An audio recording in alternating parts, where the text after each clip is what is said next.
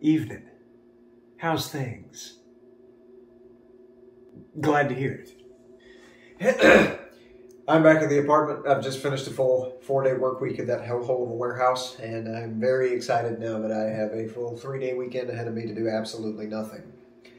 What did not excite me about the day, however, was the fact that I had to drive home. I would have been perfectly fine with being home, but the drive is what was bothering me, and the drive always bothers me. As a matter of fact, I have always hated driving.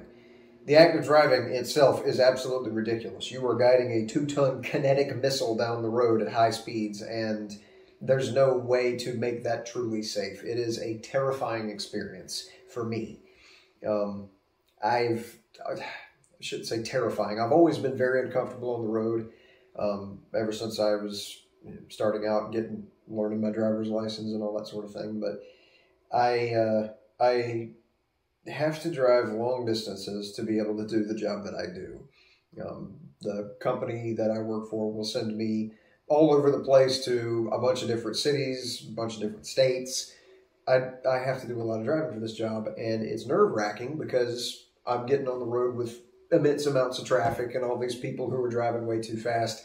I follow all of the traffic laws of the nation. I do not in any way, shape, or form take any risks when I'm behind the wheel. I've never gotten a speeding ticket. I've never gotten any kind of a violation before. There was that tail light that I had out there. But a large part of my anxiety associated with driving comes from the fact that despite me always following all of the laws and driving the speed limit and staying in the right lane and just generally staying out of everybody's way and letting them hash it out like a bunch of NASCAR drivers at Daytona, I've still had serious problems on the road.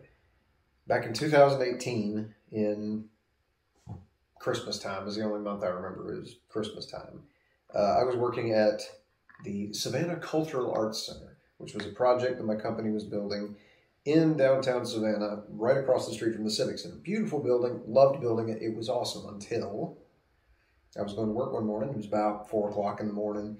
Not really a whole lot of traffic on the road, and I was putting along in the right lane doing 50, and it was 50-mile-an-hour zone. And I came up to a green light as a traffic light, and it was green for me. I go right on through, you would think. But as I was progressing on through the traffic light, along with the people in front of me and behind me, somebody ran the red light, coming from the opposite direction, turning left across the intersection, doing about 60 miles an hour to avoid getting stopped by the traffic light. And they hit me head on, and next thing I knew, there was a cop trying to smash the window out of my driver's side door to pull me out of the truck because my truck was on fire down in the ditch. I could not get out of the driver's side door. I had to crawl over the center console in the passenger seat and fall out the passenger side door into the ditch. So I managed to escape from my vehicle. Thank goodness there was a cop there. He was actually sitting at a gas station right there at that intersection. He said he'd finally gotten an opportunity to go and buy breakfast. But that was where a lot of the issues that I've come to fear with driving have arisen. It was the fact that I was doing exactly what I was supposed to, following all of the traffic laws, and still got drilled by some guy who was doing his best to beat a red light. And it's frustrating. It's also terrifying. Every time I pull up to an intersection, whether the light is green or not, I'm still slowing down and I'm still checking. Lately, I've actually gotten really lucky. About the past year, I have been going to job sites that are really close to where I live, as opposed to having to drive 45 minutes to an hour to get to somewhere. I've been driving maybe 3 or 4 minutes in the mornings to get like right down the street and go to a job site positioned right down there or over there or up there or any of that. It's been easy to drive lately. Whenever those projects were finished up, though, I managed to find somebody I could catch a ride with to get to work, and that was okay. Because for some reason I feel less nervous whenever I'm riding with somebody than whenever I'm actually in control and behind the wheel. I don't know where that phenomenon comes from, but I feel more calm if I'm in the passenger seat. That might be positively psychotic. That's just the way my mind has worked. And it's been easy like I say, about the past year, because either I've driven a very short distance and stayed off the road and not had to deal with all that, or I've managed to catch a ride with somebody else. But about a month ago, I wound up at a job site where I'm not able to catch a ride with anybody. Nobody drives past my house or anywhere within range of my house that I would be able to hop in their vehicle and go to work with them in the mornings. So I've been having to drive myself about an hour away. And just about a week after I started having to drive myself to this current job site, the Hellhole Warehouse, I was on my way home, having finished a full 48-hour work day. It felt like on a Monday, and I pulled up to a red light, and I was needing to get into the turning lane to turn left. Got over into the turning lane. Whole bunch of traffic stopped at that red light that were concealing the vehicle that was pulling out. Somebody was pulling out in a little car about that tall.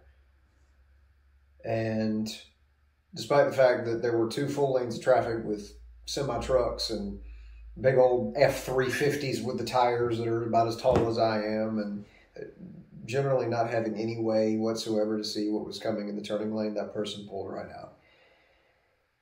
And I smashed the brakes and still wound up sliding into him. Thankfully, I only hit him doing about maybe 10 miles an hour, but 1 week after I wound up having to drive myself again for the first time in a year, I'm already having an accident. Person had a coin flip chance of not getting hit by somebody, and they decided to take the risk. So again, that just reinforces the frustration that I have with the act of driving. You just can't make it safe. There is no way that you can get from point A to point B. If point A and point B are 200 feet from each other, something dreadful can happen in a very short distance. And the longer I spend on the road, the more time I'm exposing myself to the hazards associated with driving. I absolutely hate it. It's the most dangerous thing I do in a day. I'm an electrician working in factories and hospitals, and the voltages that I am exposed to in these locations feel like less of a risk than getting behind the wheel of my truck. But ultimately, the biggest issue that I have had with being on the road didn't actually happen to me, it happened to my grandparents. My grandfather had COPD, and normal day-to-day activities were a struggle for him because COPD makes it hard to breathe. He also had a heart attack in the last year of his life, and he survived it. My grandmother has all kinds of first aid training. She's a magnificent doctor without actually being a doctor. Like, she can fix any kind of really bad wound or bad situation or something like that. I've always said that she's the one that you turn to if you get stabbed, because she's got all the knowledge and know-how to get you from where you got hurt to the hospital as safely and comfortably as you can. But my grandfather survived the heart attack, and he was recovering and starting to get out and about and start doing things again. And one night, my grandparents were on the way to church in their big old boxy car, and they got hit by a drunk driver who was doing about 70 miles an hour, hit him head on, flipped their car. Broke every rib in my grandfather's body.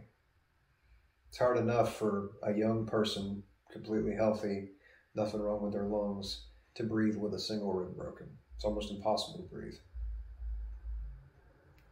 And my grandfather never made it out the hospital. He died about a month after that accident. I will never be okay with driving. It's barbaric. I wish I could teleport to work. But I gotta do it. Gotta make the money somehow. And I can only hope that Elon or somebody that manufactures brilliant cars is able to come up with a way for us to not have to put our lives on the line to be able to transport ourselves from place to place. Anyway, thank you for listening to me complain. I'll try to come up with something slightly more upbeat in a different video. But for now, I'm going to go over there and I'm going to take that microwave oven and I'm going to move it 2 inches to the right. And then I'm going to go about my evening.